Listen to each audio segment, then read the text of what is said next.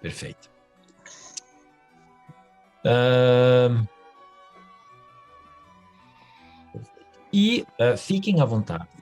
Na verdade, se quiserem ficar com a câmera desligada, não tem problema, tá? Comigo. Se, enfim, quiserem fazer perguntas no meio da minha fala, por favor, fiquem à vontade, porque, na verdade, é muito mais gostoso quando tem participação, muito mais, na verdade, eu até me sinto mais relaxado do que eu falando sem parar, tá? Eh, bom, o primeiro tópico vai ser, a palestra vai ser em português, tá? É, eu vou pedir para todo mundo deixar no mudo, e quando quiserem fazer alguma pergunta, podem abrir o microfone, tá? Bom, então, vai ser em português, tá? Porque tem muita gente, por exemplo, que está começando conosco, está nos níveis Access. Então, para acolher todo mundo, a gente pensou que era muito melhor fazer a palestra em português, até porque é uma coisa tão interessante. Né? Não é o estudo de uma língua, não fica só em questões de gramática ou de pronúncia, né? É muito maior, né? É muito mais abrangente. E para essa primeira encontro, eu pensei na colonização, tá? Dos Estados Unidos. Então, a gente vai falar sobre isso. Eu preparei alguns slides que eu vou compartilhar com vocês. Pronto. Então, estamos aqui com a colonização. E do que eu vou falar? Eu vou falar, para começar, das 13 colônias, tá? The 13 colonies. Porque até a independência dos Estados Unidos, havia 13 colônias que depois se tornaram os 13 primeiros estados do país. Tá? E para entender como se formaram essas 13 colônias, a gente vai falar, eu desenhei o seguinte esquema. Em primeiro lugar, falar sobre os povos indígenas, ou os povos originários, que é o termo mais comum hoje em dia. Depois, falar sobre John Smith. John Smith foi o primeiro colono britânico que estabeleceu um vilarejo, uma aldeia, que foi para frente, tá? Em 1608, no atual estado da Virgínia, ok? Depois, eu vou falar um pouco sobre os colonos puritanos que chegaram na costa do estado, do que hoje em dia é o estado de Massachusetts, em 1620, porque isso traz, é muito representativo de uma característica dos Estados Unidos, que é seu aspecto religioso, religioso protestante puritano, tá? E que vão conformar no norte da costa leste as,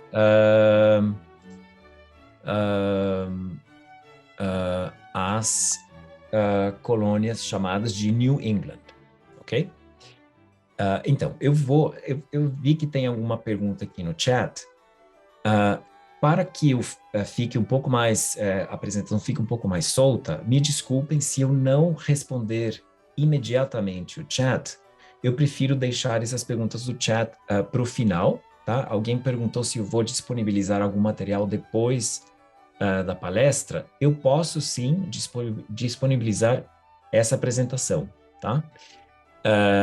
Bom, e eu vou falar também de New Amsterdam, ok? New Amsterdam, que é Nova York, mas que foi colonizada antes dos ingleses pelos holandeses. E é interessante porque é um exemplo, bem significativo, do que foram as Middle Colonies, tá? Vamos pôr a roupa, Johnny. Middle Colonies. Então, Daqui, filho. tem alguém com o microfone ligado, se puder desligar. Aqui, pronto. Então, nós temos esses 3 grupos, tá? São as Southern Colonies, as Middle Colonies e New England, o que seriam as colônias do norte, tá? E esses 3 grupos conformam as 13 colônias de um ponto de vista, eu diria, econômico, que é muito interessante, tá? Como se conforma se configura esse cenário que vai permitir que os Estados Unidos desenvolvam essa economia tão forte, né? Que na verdade, isso teve repercussões tem repercussão até o dia de hoje, né? E eu queria, porque eu amo mapas, então, na verdade, eu acho que é interessante sempre ver a distância, né, entre a Europa e a América, né, principalmente da Inglaterra, né, de como esses colonos saíram daqui e vieram parar ou aqui na Virgínia, como vamos ver com John Smith, ou os puritanos um pouquinho mais acima de Nova York, aqui em Massachusetts, como os holandeses, né, chegaram aqui em Nova York, ou também os holandeses, né, no Caribe, ou no Nordeste, a gente vai ver isso também, ou saindo da Espanha ou de Portugal para América Central ou América do Sul, né? Eu acho que é sempre interessante ver isso, né? Enfim, bom, vamos dar continuidade ao que eu tenho preparado aqui com os povos indígenas. Por que eu escolhi esse tópico? Em primeiro lugar, porque eu acho interessante pensar a história de uma maneira dinâmica, né? A história não é algo que está em um livro, que está no passado, enfim, que está morto e serve para memorizar, né? E para você saber alguma coisa interessante para conversar com alguém. A história é viva. Se recentemente a gente viu a tragédia do povo Yanomami, por exemplo, aqui no Brasil, isso é a ponta do iceberg, né? A pontinha do iceberg, de como tem povos originários, povos indígenas, nos nossos territórios, né? Do Brasil e dos Estados Unidos. E como isso pipoca, né? Como isso aparece, assim, de uma maneira quase orgânica.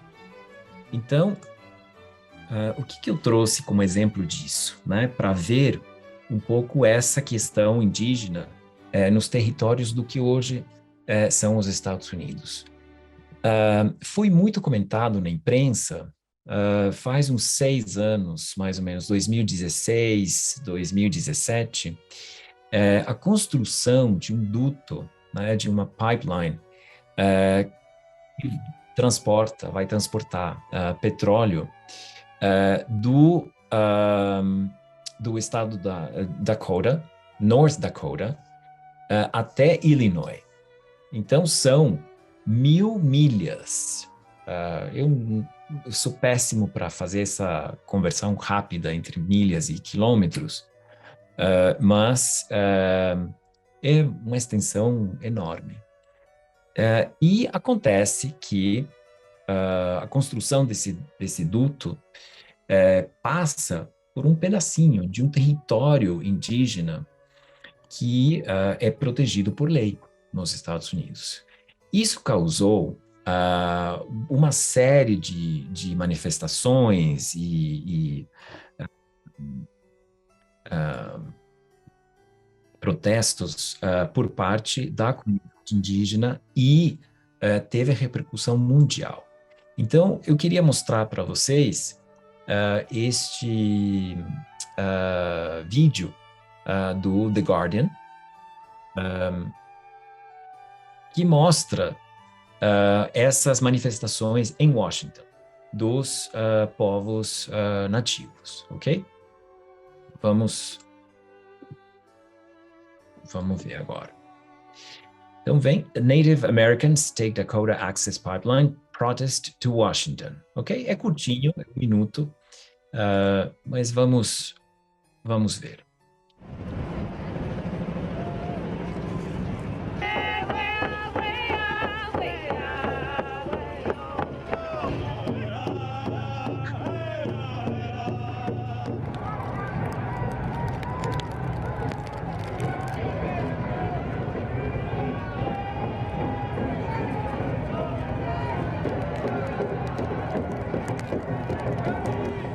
You know, people come out here and they may think that the rain is inclement weather, but actually it's a blessing, if you will, because we're talking about the protection of water. And so to have Tunkashio or the grandfathers rain on us means that they're here with us. And so this isn't inclement weather, it's a blessing. I mean, as Native people, we've continued to have our resources extracted. You know, they're in the process of doing that now with this pipeline.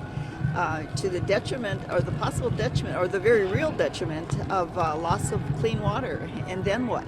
Nothing's going to survive.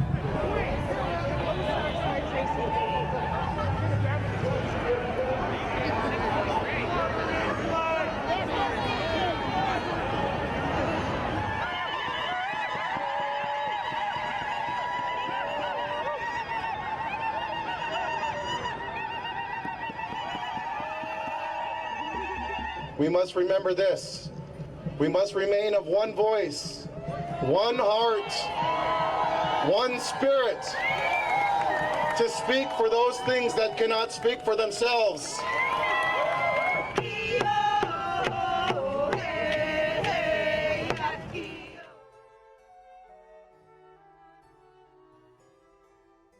Bom, a principal reclamação deles era que esse duto podia vazar e contaminar a água.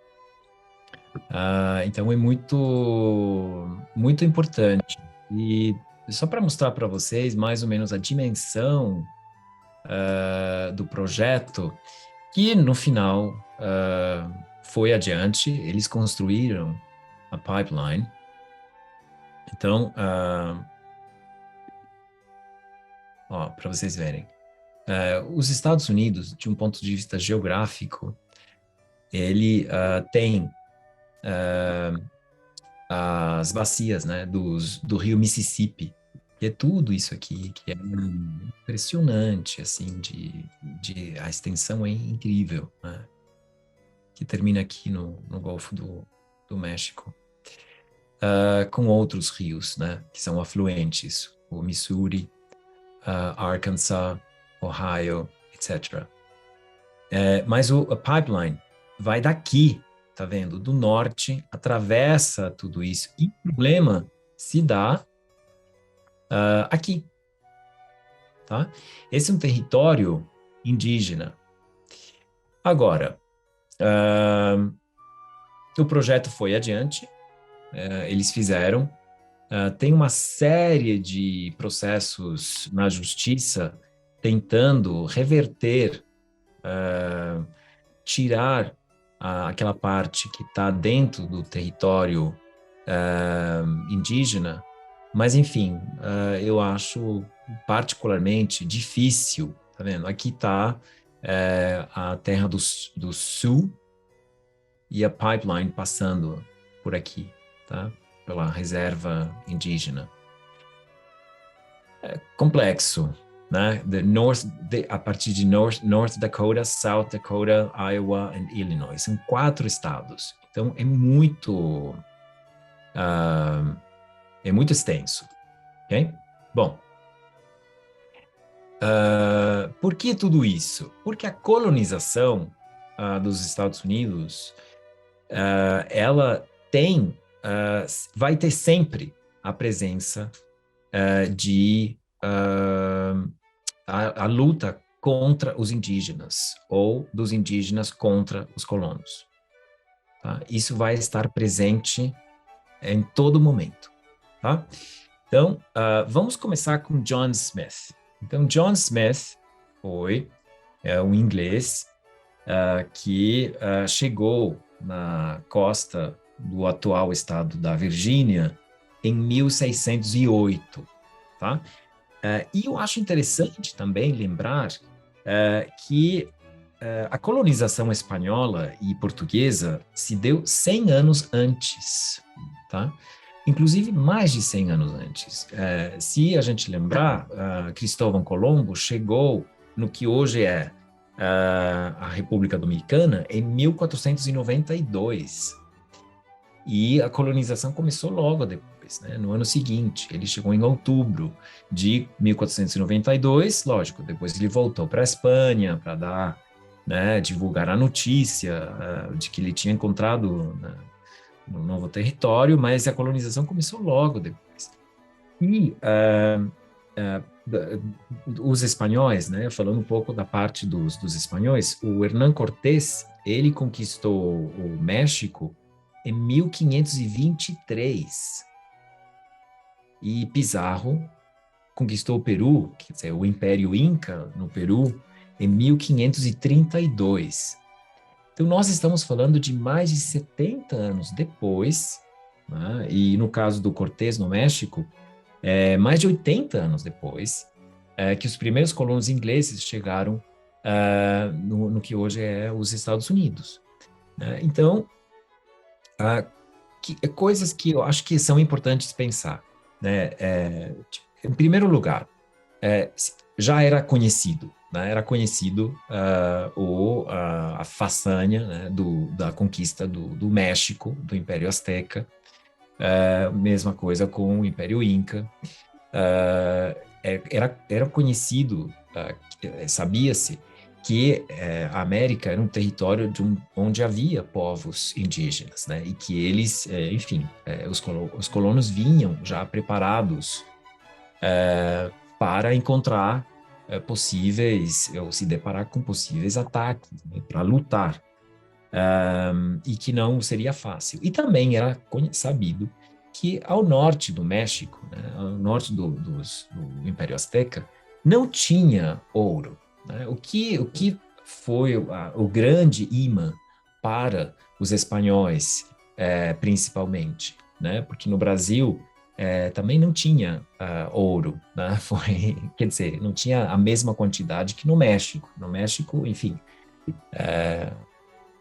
o ouro, chovia ouro, né? Mas que a situação era diferente. Então, esses colonos ingleses, eles vinham para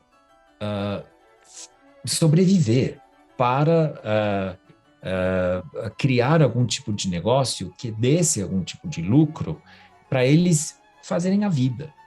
Então, não é o objetivo é diferente. Não é para, como os espanhóis do século XVI, chegar na América e encontrar ouro e enriquecer assim da noite para o dia. né? O objetivo é diferente.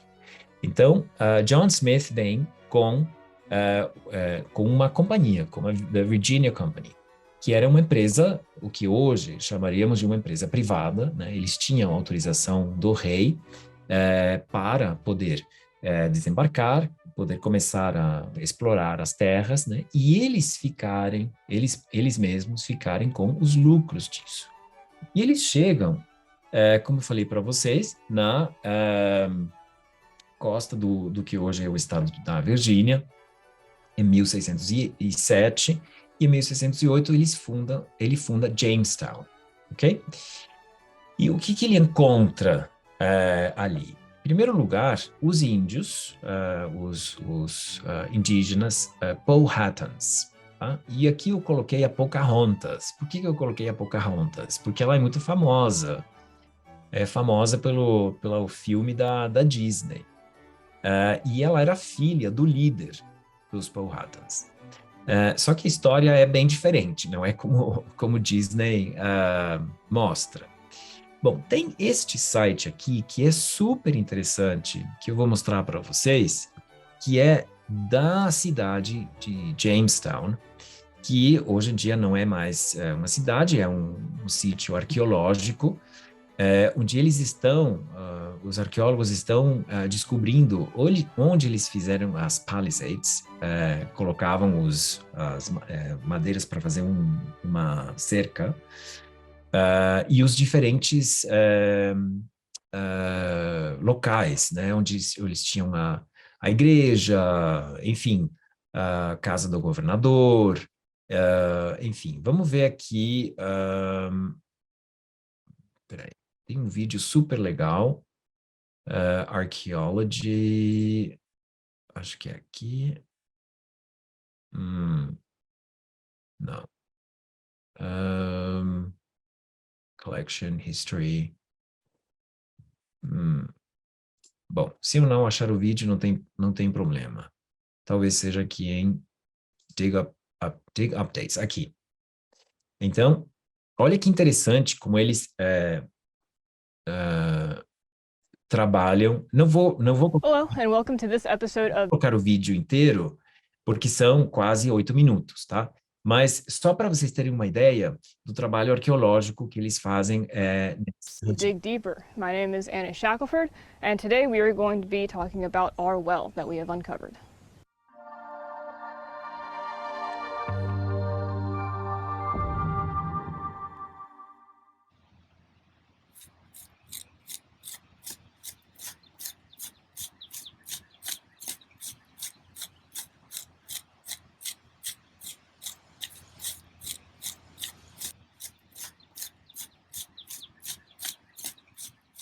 So if you remember from our last video on the well, we only had half of it uncovered and we weren't expecting to run into it. So we have been very, very busy this winter. Before you go and dig into a future, you really want to uncover the entire thing to get the best look at it, to fully understand that future before digging into it. So since January, we have dug a further 14 by 20 foot area to expose the remainder of both the brick-lined well and the builder's trench of the well, so that we can start preparing to actually excavate into it this summer. So through these excavations and exposing the second half of the well, we have also updated our understanding into the layers in this Confederate dry moat and how it filled up over time. Ok? Então, ela está falando que era na época do John Smith, era um poço, né, de água. Depois os confederados utilizaram para outros objetivos. Mas é interessante esse trabalho. Bom, o John Smith não teve não foi fácil, né? Nem para ele, nem para as pessoas que vieram com ele. Porque, em primeiro lugar, eles beberam água que aparentemente estava contaminada e teve muitas doenças, não tinham o que comer, teve fome, ataques dos índios, enfim. Teve momentos também, aparentemente, em que com os indígenas eles trocavam alimentos, tinha algum tipo de escambo ali. Então eram momentos um pouco de tranquilidade. E depois de uma lesão por uma explosão, o John Smith voltou para a Inglaterra em 1919, tá? Mas de qualquer maneira, eles só tiveram um pouco de esperança, né?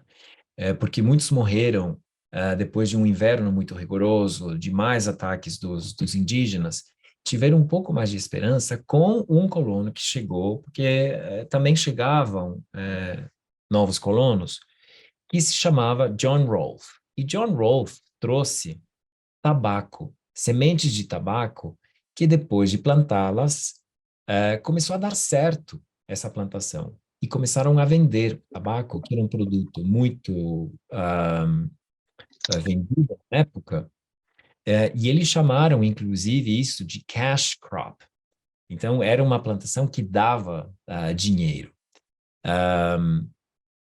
E para, aparentemente, ter algum tipo de trégua com os índios Powhatans, John Rolfe casou-se com a filha do líder, com a Pocahontas. Então, a história da Pocahontas é triste no sentido de que ela era uma menina de 13, 14 anos que foi casada, muito provavelmente sem o próprio consentimento dela, com este inglês, o John Rolfe, que a levou à Inglaterra como uma esposa exótica, e ela morreu logo depois de alguma doença, aparentemente. E a colônia de Jamestown começou a colher os frutos dessas plantações, mas teve mais ataques dos índios e depois de muitos problemas, o rei a transformou, em vez de uma empresa, de uma companhia, de uma empresa privada, que era a Virginia Company, a transformou numa colônia. E aí muda o status, né? Muda a configuração, porque quando se transforma numa colônia, aí, lógico, eles têm acesso à proteção, por exemplo, do rei, da corona, mas tudo que eles produzirem já passa a ser parte da coroa, não deles mesmos.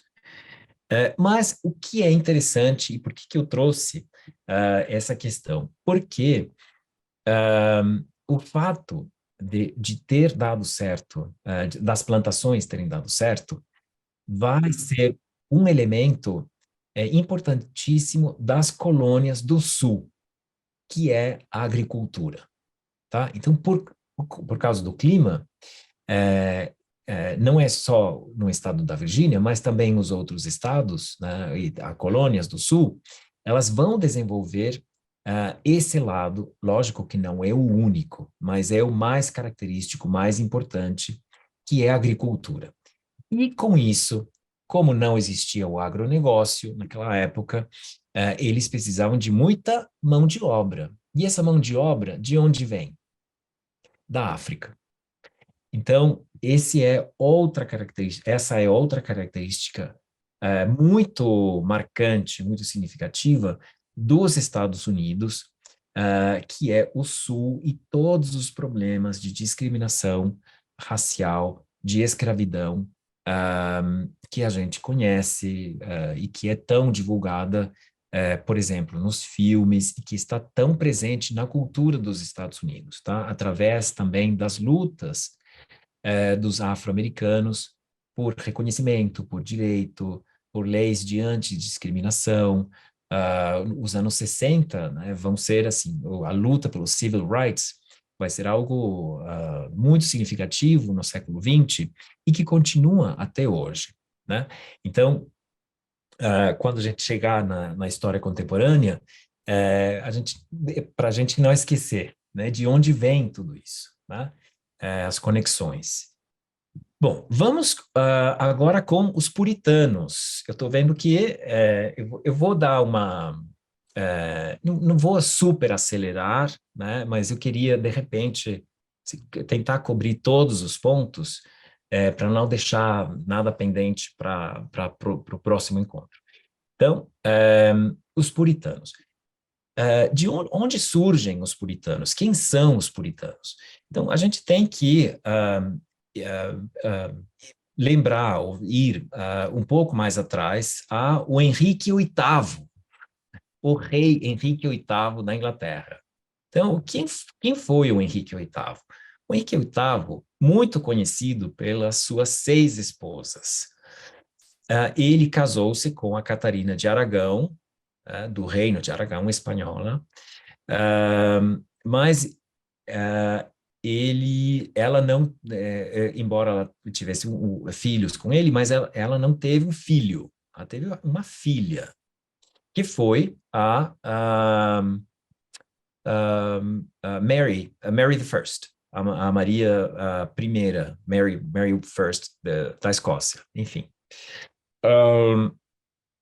E ele queria que o Papa anulasse o casamento dele.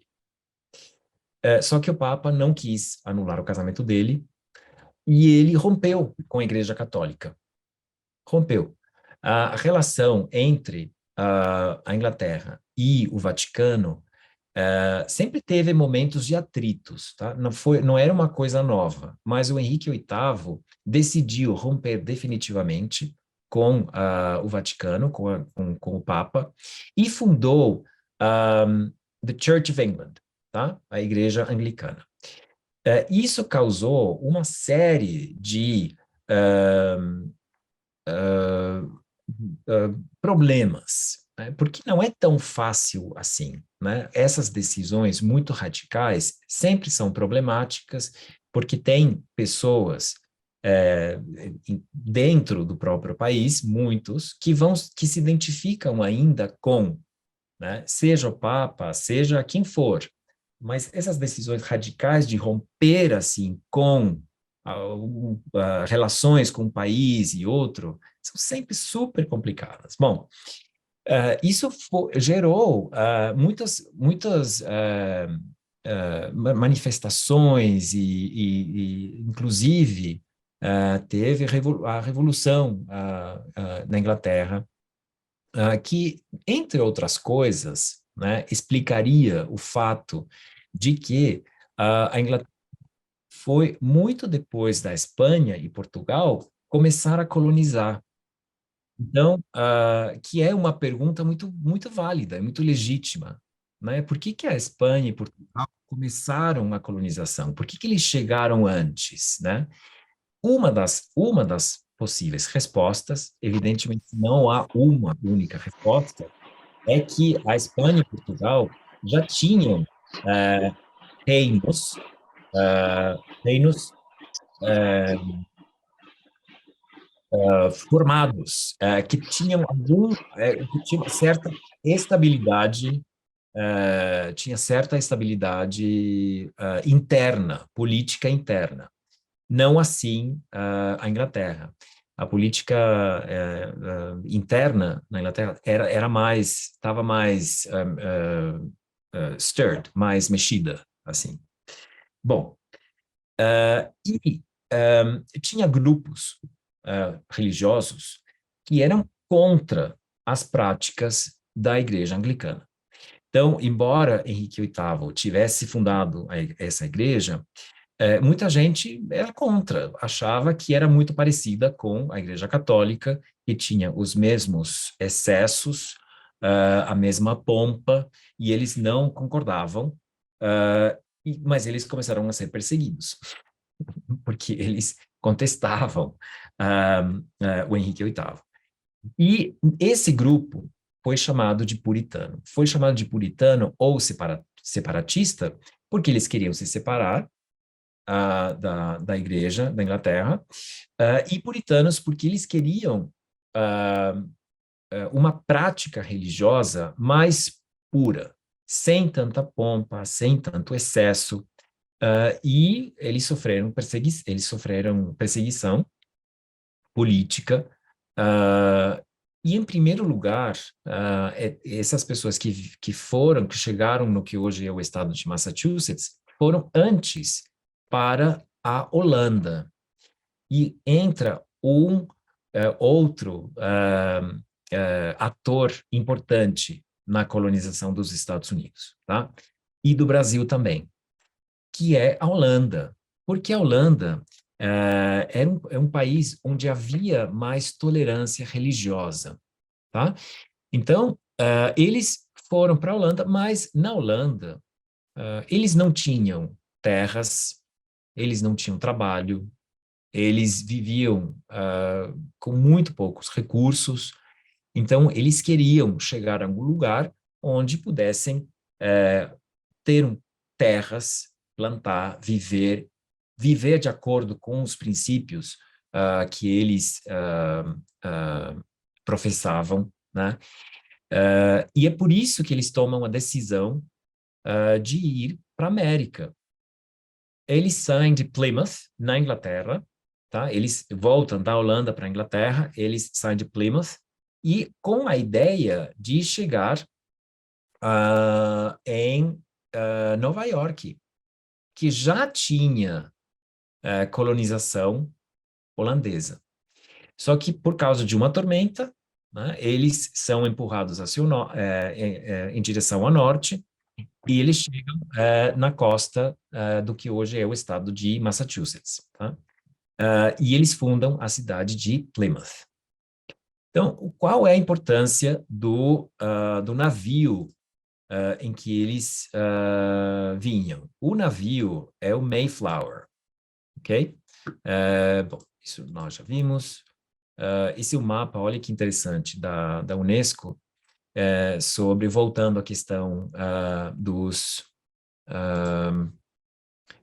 escravos africanos, dos lugares da África, os principais pontos de onde eles foram levados para o Brasil, para o Caribe e para os Estados Unidos, principalmente, tá? Aqui na América. E essas são as 5 colônias do Sul: Maryland, Virginia, North Carolina, South Carolina e Georgia. Tá? Bom, então, o Mayflower. Eu vou mostrar um vídeo bem curto sobre o Mayflower, tá? É bem interessante. Vamos ver. Chegar lá.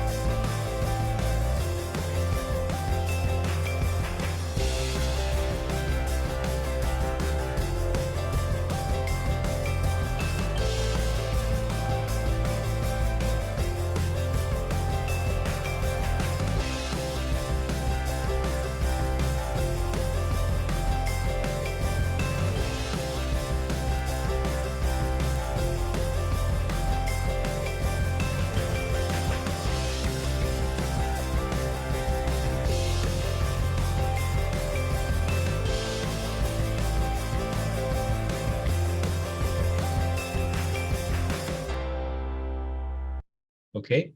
Eu acho muito bonita essa imagem do vilarejo pequenininho crescendo, tá? Então, eu vou me aproveitar dessa imagem para falar também da relação dos puritanos com os indígenas locais. Também teve muitas lutas, tá? Eles também foram atacados, enfim, depende do ponto de vista, né?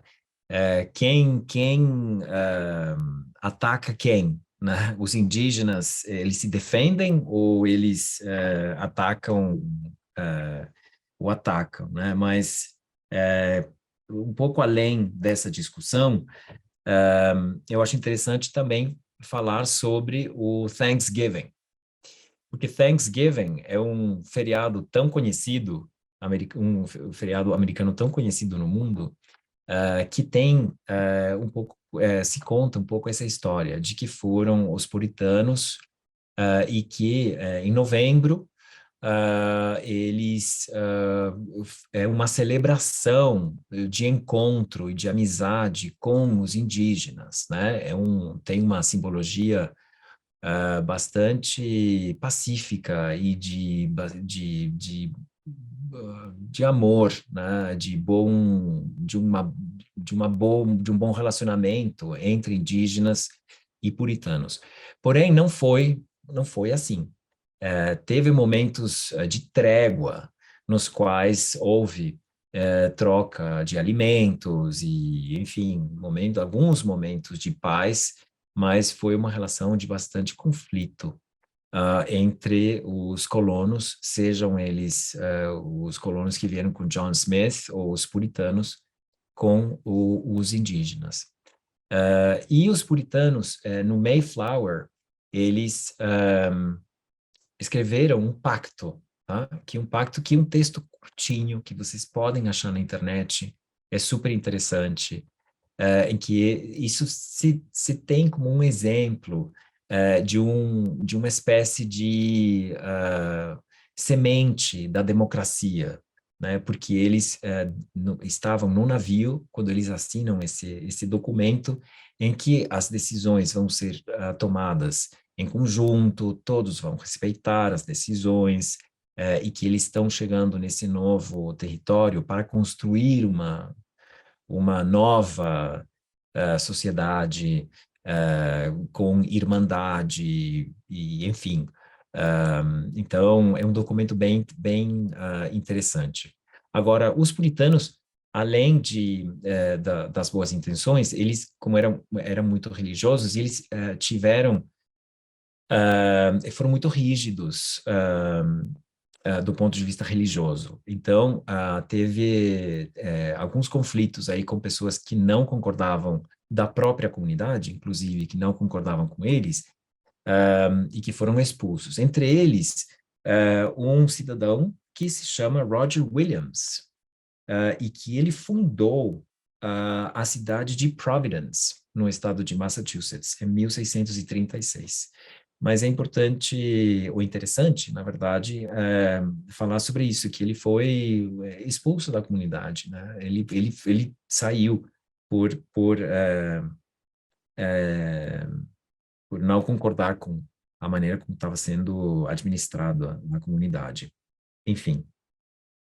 E, muito brevemente, eu vou mencionar porque eu quero deixar também um espaço para perguntas, sobre os holandeses. Então, os holandeses, na verdade, têm um papel super importante na colonização, porque um inglês, Henry Hudson, em 1609, ele, com uma companhia holandesa, que é a Dutch West Indian Company, ele descobriu e nomeou o Hudson, que é o rio de Nova York. E eles começaram a chegar naquela região, tá? Que vai ser a região chamada The Middle Colonies.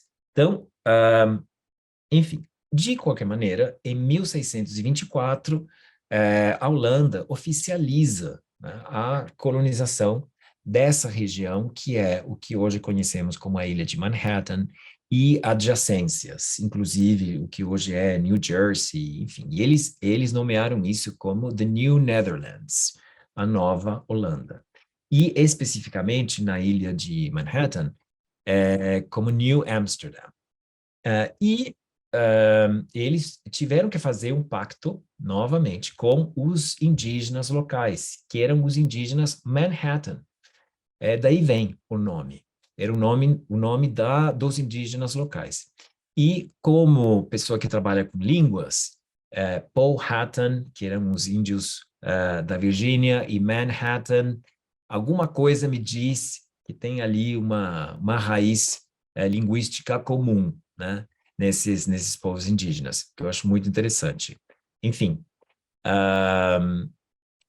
bom, quais são as coisas interessantes e de conexão com o Brasil? A Holanda também tinha colonizado o Nordeste, né, o que hoje é Recife, foi colonizado pelos holandeses. Como vocês lembram que eu falei que a Holanda era mais tolerante do ponto de vista religioso. Então, os judeus se sentiam mais à vontade, né, para morar em território holandês, porque Espanha e Portugal tinham uma coisa chamada Inquisição, que era a perseguição de cidadãos judeus pela instituição da Igreja Católica. Enfim, Portugal reconquista o Nordeste e os judeus de Recife tiveram que fugir. Então, muitos deles foram para a Holanda, mas muitos foram para a Nova Amsterdã, para New Amsterdam. Então, a colonização, isso em 1654. Então, a colonização da ilha de Manhattan tem judeus de Recife fugidos após a reconquista dos países, fugindo da Inquisição. Isso eu acho que é um ponto de conexão interessante. Assim, bom, em 1664, eu vou até... Não, desculpa. Sim, 64. A Inglaterra, que já vinha tendo conflito com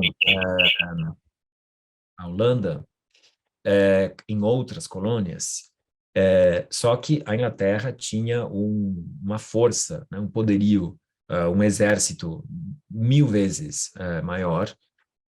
Eles basicamente vão tomar New Amsterdam, vão falar para os holandeses, olha, quase assim, tipo, o negócio é o seguinte, isto aqui é nosso.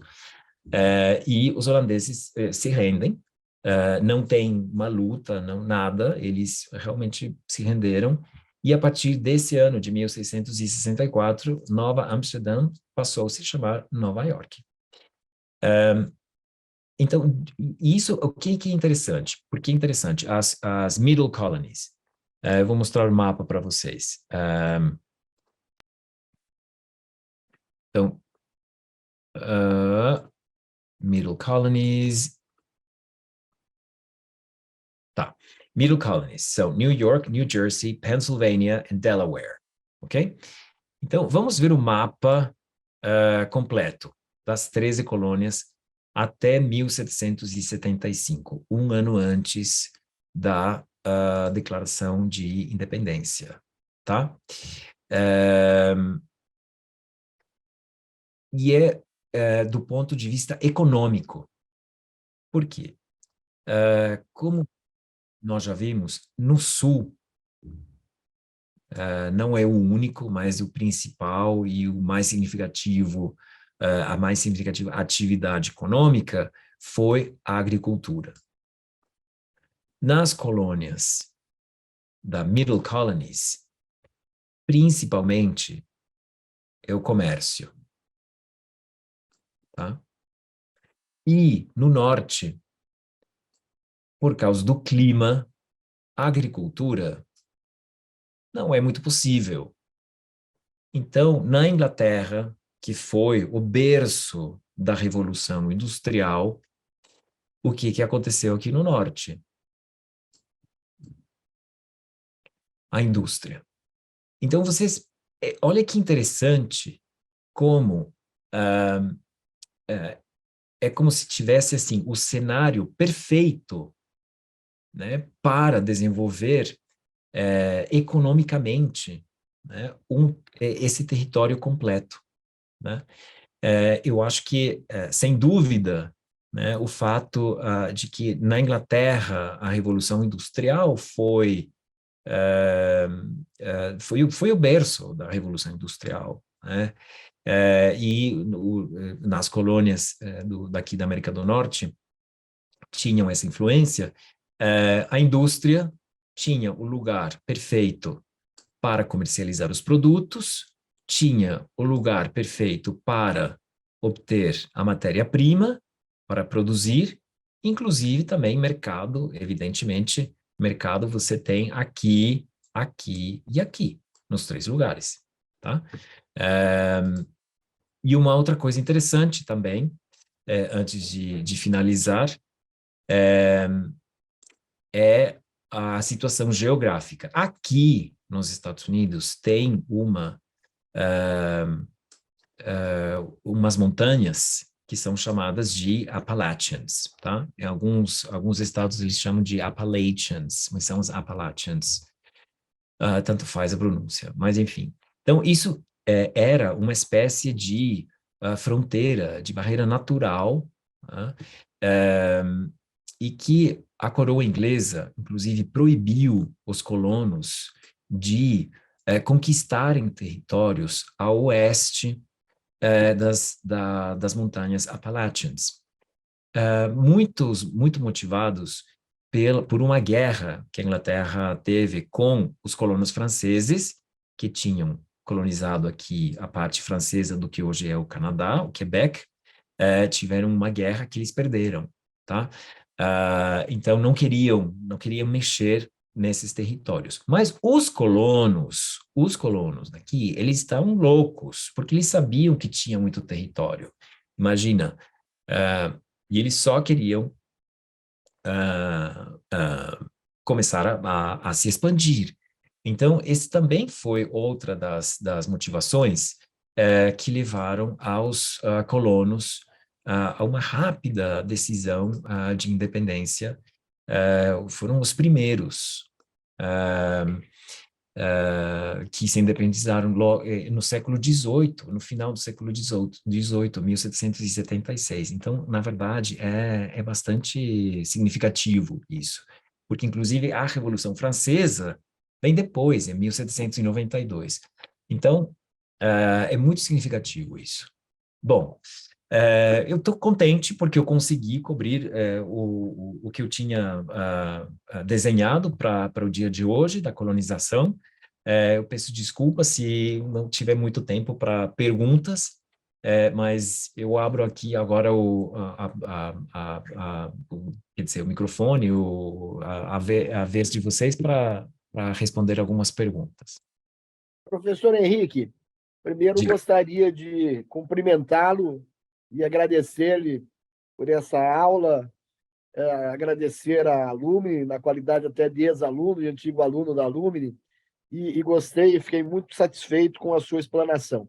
Eu só queria a sua opinião. De vez em quando a gente escuta que os índios ainda têm um poder econômico muito grande lá nos Estados Unidos, porque eles têm universidades, têm hospitais, têm cassinos, existe até uma legislação bem protecionista. É isso mesmo? Eles têm realmente esse poder econômico e político ainda muito arraigado nos Estados Unidos? Mais uma vez, agradecendo pela sua atenção. Obrigado. Olha, infelizmente, sobre a situação atual dos indígenas nos Estados Unidos, eu não tenho essa informação. Eu realmente até te peço desculpas, eu acho uma coisa interessante, vou investigar mais. Porque como são vários grupos, né, são várias comunidades, realmente eu acho que teria que ver que comunidades especificamente, onde poderiam ter. Não duvido, porque em algum momento os povos indígenas eles têm que se misturar, enfim, se eles não entram no sistema, É uma coisa muito difícil, é uma luta de sistemas em que eu acho que o nosso sistema, que é um sistema capitalista, ele ele é tão avassalador que não dá espaço. Não, eu acho, sinceramente, a minha humilde opinião. É por isso que eu acho que a situação dos povos indígenas que não pensam o mundo dessa maneira, que não pensam na propriedade privada, nem, enfim, eles têm todas as chances de perder a luta, porque o sistema capitalista enfim, como eu disse, enfim, avassalador, não tem como, né, ah, escapar, enfim.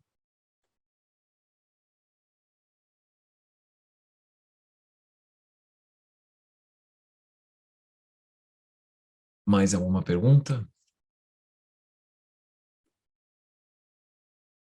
Não? Bom, certinho, 8 horas. Agradeço a todos vocês pela presença e, bom, até semana que vem, até quarta-feira que vem. E bom feriado amanhã. Descansem.